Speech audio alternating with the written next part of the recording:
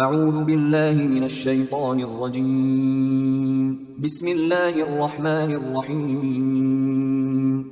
سورہ جن آیات نمبر 16 تا 28 میں قریش سے خطاب اور انہیں فہمائش کہ اگر وہ شرک سے باز آ جائیں تو ان پر نعمتوں کی بارش ہوگی۔ مشرکین کو انتباہ کہ رسول اللہ صلی اللہ علیہ وآلہ وسلم کا کام صرف اللہ کا پیغام پہنچا دینا ہے، اس پر عمل نہ کرنے والے نافرمانوں کا ٹھکانہ جہنم ہوگا۔ قیامت کا علم صرف اللہ ہی کو ہے۔ اعوذ باللہ من الشیطان الرجیم وَأَن لَّوْ اسْتَقَامُوا عَلَى الطَّرِيقَةِ لَأَسْقَيْنَاهُم مَّاءً غَدَقًا لِّنَفْتِنَهُمْ فِيهِ۔ اور میرے پاس یہ وحی بھی بھیجی گئی کہ اگر لوگ سیدھی راہ پر قائم ہو جاتے تو ہم انہیں وافر پانی سے خوب سیراب کرتے تاکہ ہم اس نعمت کے ذریعے ان کی آزمائش کریں۔ یہ دنیاوی زندگی ایک امتحان ہے، یہاں ہر مصیبت اور ہر نعمت اللہ ہی کی طرف سے ہے اور اس کا مقصد آزمائش ہی ہے۔ وَمَن يُعْرِضْ عَن ذِكْرِ رَبِّهِ يَسْلُكْهُ عَذَابًا صَعَدًا۔ اور جو شخص اپنے رب کے ذکر سے منہ پھیر لے گا تو اللہ اسے نہایت سخت عذاب میں مبتلا کر دے گا۔ وَأَنَّ الْمَسَاجِدَ لِلَّهِ فَلَا تَدْعُوا مَعَ اللَّهِ أَحَدًا۔ اور یہ بھی وحی کی گئی ہے کہ مسجدیں صرف اللہ ہی کے لیے مخصوص ہیں، بس مسجدوں میں اللہ کے سوا کسی اور کو نہ پکارو۔ وَأَنَّهُ لَمَّا قَامَ عَبْدُ اللَّهِ يَدْعُوهُ كَادُوا يَكُونُونَ عَلَيْهِ لِبَدًا۔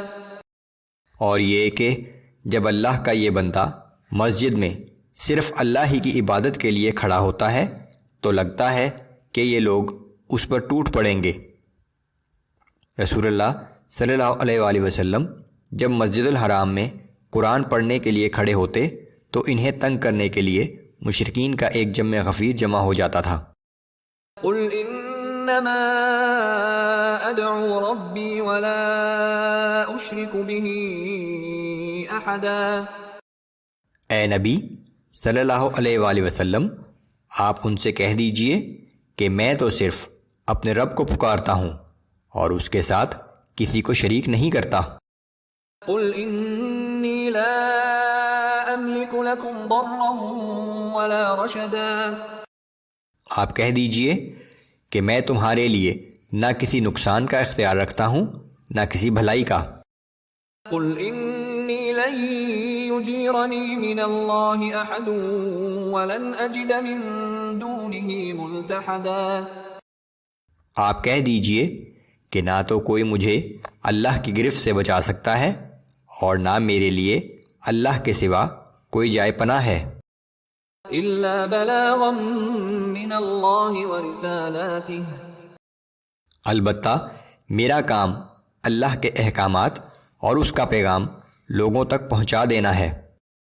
وَمَن يَعْصِ اللَّهَ وَرَسُولَهُ فَإِنَّ لَهُ نَارَ جَهَنَّمَ خَالِدِينَ فِيهَا أَبَدًا۔ اب جو شخص اللہ اور اس کے رسول کی نافرمانی کرے گا تو بلا شبہ اس کے لیے جہنم کی آگ ہے، ایسے لوگ ہمیشہ ہمیشہ اس آگ میں رہیں گے۔ حَتَّى إِذَا رَأَوْا مَا يُوعَدُونَ فَسَيَعْلَمُونَ مَنْ أَضْعَفُ نَاصِرًا وَأَقَلُّ عَدَدًا۔ یہاں تک کہ جب یہ لوگ اس عذاب کو دیکھ لیں گے جس کا ان سے وعدہ کیا جا رہا ہے تو اس وقت انہیں معلوم ہو جائے گا کہ کس کے مددگار کمزور ہیں اور کون تعداد میں کم ہے۔